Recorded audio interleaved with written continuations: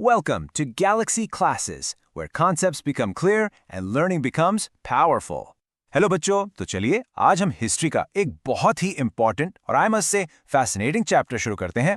Chapter 13, fulfilment of struggle for independence. Now what does this title mean? स्वतंत्रता संग्राम की परिपूर्ति, मतलब आजादी के लिए जो इतना लंबा हमारा स्ट्रगल चला, वो फाइनली सही मायनों में पूरा कैसे हुआ. यू सी, हम इस चैप्टर में ये समझेंगे कि आजादी मिलने के बाद भी असल में काम खत्म क्यों नहीं हुआ था. देखो, हम सब जानते हैं, right?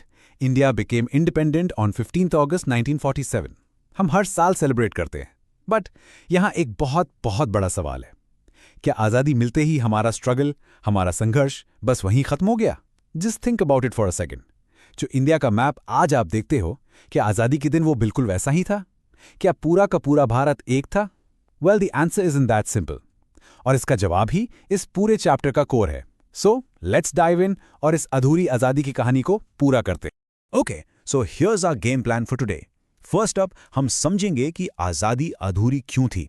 Then will look at the master plan of the iron man of India, Sardar Patel, और देखेंगे कैसे उन्होंने बिखरे हुए भारत को जोड़ा. After that, we'll get into the stories of the three big challenges, Junagadh, Hyderabad and Kashmir. फिर हम हैदराबाद के मुक्ति संग्राम को एकदम डिटेल में स्टडी करेंगे. नेक्स्ट we'll see गोवा की आखिरी लड़ाई, और फाइनली एंड में we'll do a quick revision of the whole chapter, ताकि एग्जाम के लिए सब कुछ बिल्कुल पक्का हो जाए. रेडी? Let's go.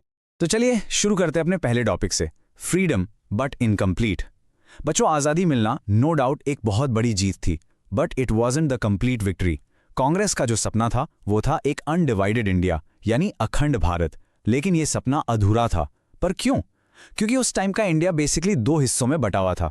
एक था ब्रिटिश इंडिया, वो एरिया जहां अंग्रेजों का डायरेक्ट रूल था, और दूसरा था प्रिंसली स्टेट्स, यानी देसी रियासतें जहां राजा महाराजा रूल करते थे. And get this, there were more than 600 of them. 600 से भी ज्यादा. सोच के देखो, जब ब्रिटिश यहां से गए तो उन्होंने इन राजाओं को 3 ऑप्शंस दिए, या तो इंडिया ज्वाइन कर लो, या पाकिस्तान ज्वाइन कर लो, या फिर आजाद रहो. जस्ट इमेजिन, अगर ये 600 रियासतें अलग अलग देश बन जाती तो इंडिया का क्या होता? एक देश नहीं, टुकड़े टुकड़े होते. यही उस वक्त सबसे बड़ा डेंजर था. So, the rulers wanted to stay independent, right? But what about their people? उनकी प्रजा क्या चाहती थी? You see, इन रियासतों के अंदर भी लोगों में एक पॉलिटिकल अवेकनिंग हो रही थी, यानी राजनीतिक जागरूकता आ रही थी. वो भी आज़ादी चाहते थे, अपने राइट्स चाहते थे. दैट्स वाई उन्होंने प्रजा मंडल्स बनाए. नाउ बच्चों, इसको स्टार मार्क कर लो. एग्जाम में ये जरूर आएगा, व्हाट इज अ प्रजा मंडल. So listen carefully. प्रजा मंडल्स वो बेसिकली पीपल्स ऑर्गेनाइजेशंस. ये रियासतों में लोगों के पॉलिटिकल राइट्स के लिए, यानी राजनीतिक अधिकारों के लिए और एक रिस्पॉन्सिबल गवर्नमेंट के लिए फाइट कर रहे थे. फिर 1927 में सारी रियासतों के प्रजा मंडल्स एक साथ आए और उन्होंने एक बड़ा संगठन बनाया जिसका नाम था All India States Peoples Conference. इससे ऑफकोर्स उनकी आवाज और भी ज्यादा पावरफुल हो गई. अब हैं बिखरे हुए फ्रैगमेंटेड इंडिया को एक साथ लाने का, उसे एक सूत्र में बांधने का ये हिस्टोरिकल, ऑलमोस्ट इम्पॉसिबल काम अपने हाथों में लिया उस समय के होम मिनिस्टर यानी गृह मंत्री ने, जिनको हम आगे चलकर आयरन मैन ऑफ इंडिया के नाम से जानते हैं, सरदार वल्लभ भाई पटेल. उन्होंने डिप्लोमेसी यानी समझदारी और जहां जरूरत पड़ी वहां सख्ती से इस काम को अंजाम दिया. तो चलिए देखते हैं उनका मास्टर प्लान आखिर था क्या. ये लाइन बच्चों इस चैप्टर की सबसे इंपॉर्टेंट लाइंस में से एक है. सरदार पटेल ने डिप्लोमेसी यानी कूटनीति का इस्तेमाल किया. उन्होंने राजाओं को धमकाया नहीं. इंस्टेड ही टुक देम इनटू कॉन्फिडेंस. उनसे बात की, उनकी प्रॉब्लम समझी और उनके सामने एक डॉक्यूमेंट रखा जिसका नाम था इंस्ट्रूमेंट ऑफ एक्सेशन. प्लीज ये नाम अच्छे से याद रखो.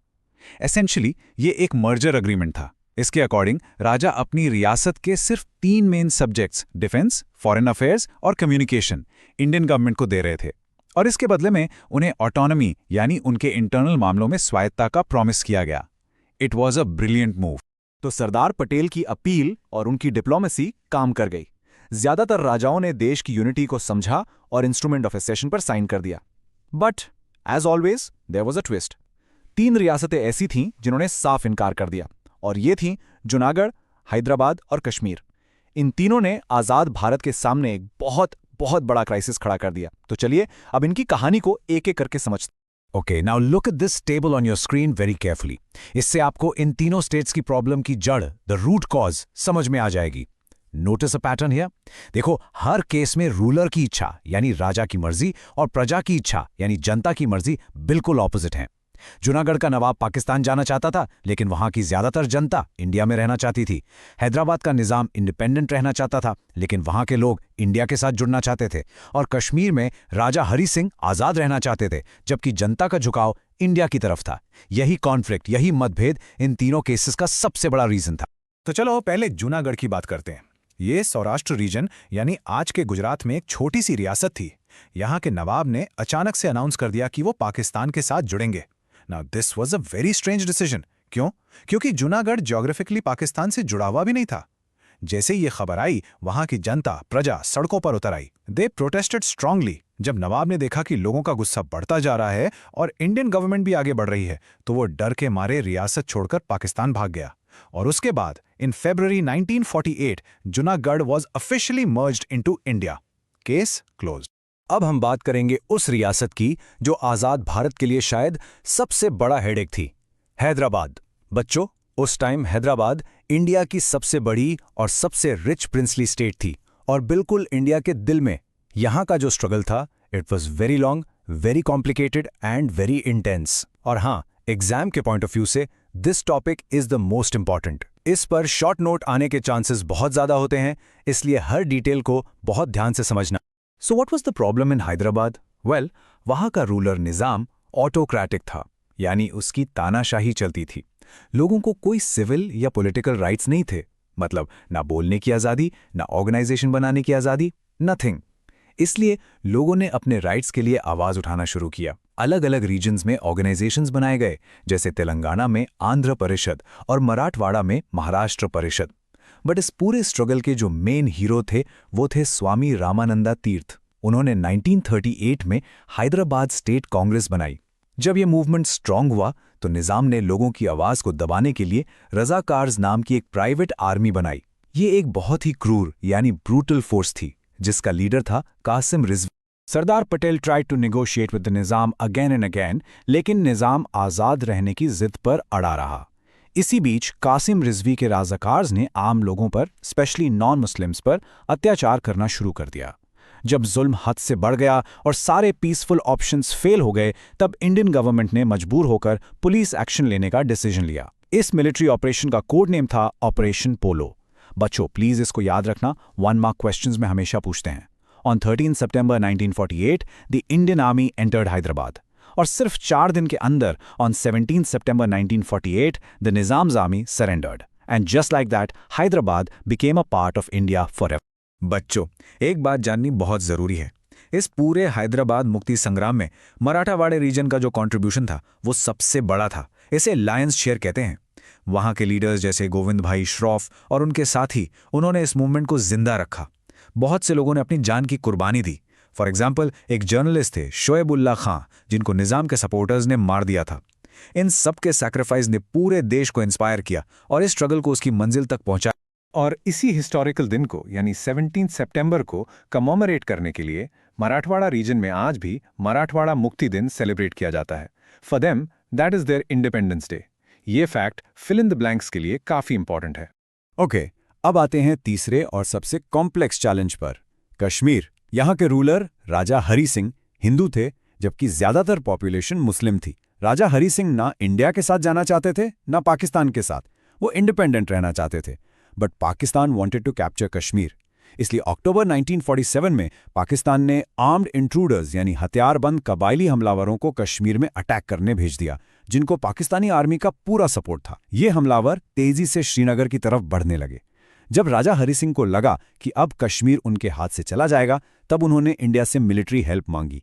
इंडिया ने कंडीशन रखी, हम हेल्प तभी करेंगे जब कश्मीर इंडिया का हिस्सा बनेगा। Left with no choice, Raja Hari Singh signed the instrument of accession, और इसके साइन होते ही इंडियन आर्मी को कश्मीर की रक्षा के लिए एयरलिफ्ट किया गया।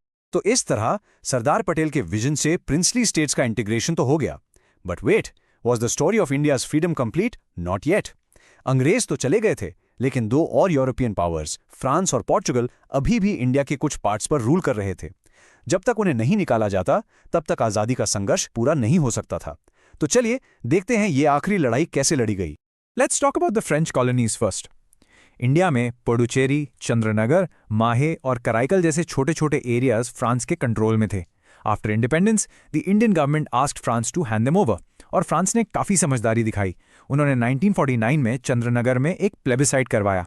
अ plebiscite is basically a direct vote by the people to decide the future. तो वहाँ के लोगों ने इंडिया के साथ जुड़ने के फेवर में वोट किया। इसके बाद 1954 तक फ्रांस ने पीसफुली अपनी बाकी सारी टेरिटरीज भी इंडिया को हैंड ओवर कर दी। So that was sorted quite easily. But Portugal, well, Portugal was a completely different story. उन्होंने गोवा, दमन और दीव को छोड़ने से साफ इनकार कर दिया। उनका कहना था कि ये उनकी ओवरसीज टेरिटरी है। इसलिए गोवा की आज़ादी के लिए एक लंबा और मुश्किल संघर्ष करना पड़ा। इस स्ट्रगल के पायोनियर यानी जनक थे डॉक्टर टीबी कुन्हा। उन्होंने गोवा कांग्रेस कमेटी बनाकर लोगों में आज़ादी की आग जलाई। उनके अलावा socialist leader doctor Ram Manohar Lohia ने वहां सत्याग्रह शुरू किया। आज़ाद गोमंतक दल जैसे संगठनों ने आर्म्ड स्ट्रगल किया और मोहन रानाडे जैसे लीडर्स ने इस आज़ादी की लड़ाई को आगे बढ़ाया। गोवा की आज़ादी के लिए हर तरीका ट्राई किया गया, from satyagraha to arm struggle. लेकिन पोर्चुगीज गवर्नमेंट ने इन आंदोलनों को बहुत ब्रूटैलिटी से कुचल दिया। उन्होंने सत्याग्रही पर गोलियां चलाईं और बहुत अत्याचार किया। जब सारे पीसफुल रास्ते बंद हो गए तब फाइनली इंडियन गवर्नमेंट ने मिलिट्री एक्शन लेने का डिसीजन लिया। इन December 1961 the Indian army entered Goa, और बहुत जल्द on 19 December 1961 the Portuguese army surrendered, and after 450 long years of slavery Goa was finally free. और गोवा की आज़ादी के साथ ही इंडिया की जमीन से इंपीरियलिज्म यानी साम्राज्यवाद का आखिरी निशान भी मिट गया। Now India was completely free from foreign rule. और इसीलिए कहा जाता है कि गोवा की आज़ादी के बाद ही भारत का स्वतंत्रता संग्राम, our freedom struggle, was truly fulfilled. It was the final piece of the puzzle. चलिए, now that we've covered everything, let's do a quick recall. हम इस पूरे चैप्टर के सबसे इंपॉर्टेंट पॉइंट्स को एग्जाम के एंगल से एक बार फिर से देखेंगे, ताकि आपको सारे की फैक्ट्स, नेम्स और डेट्स एकदम अच्छे से याद हो जाएं। ओके बच्चों, look at this table. I'd say take a screenshot right now. ये आपके शॉर्ट नोट्स के लिए परफेक्ट है। मैच द पेयर्स और 1 मार्क क्वेश्चंस इससे जरूर आते हैं। Let's do a rapid fire. Princely State Integration, Sardar Patel, with the instrument of accession. Hyderabad merger, Swami Ramananda Tirth and Operation Polo. French colonies merger, plebiscite. And Goa liberation, Dr. T.B. Kunha. And finally, the Indian Army. See? Simple. And now, before we end, here's a thought for you. कभी सोचा है 600 से ज़्यादा अलग-अलग रियासतों को, सबके अपने-अपने लॉज, अपने-अपने कल्चर्स, उन सबको एक करके एक देश बनाना? What a massive challenge that must have been. How do you think this whole process has shaped the strong, unified India that we live in today? इस पर जरूर सोचना and do share your thoughts in the comments below. This lesson was brought to you by Galaxy Classes, created only for study and concept clarity. So अगर आपको ये chapter अच्छे से समझ आया हो तो प्लीज इस एक्सप्लेनर को लाइक करें, अपने दोस्तों के साथ शेयर करें और ऑफ कोर्स चैनल को सब्सक्राइब करें। एंड हाँ, बेल आइकन जरूर प्रेस कर देना फॉर फ्यूचर नोटिफिकेशंस। मिलते हैं अगले चैप्टर में। Take care.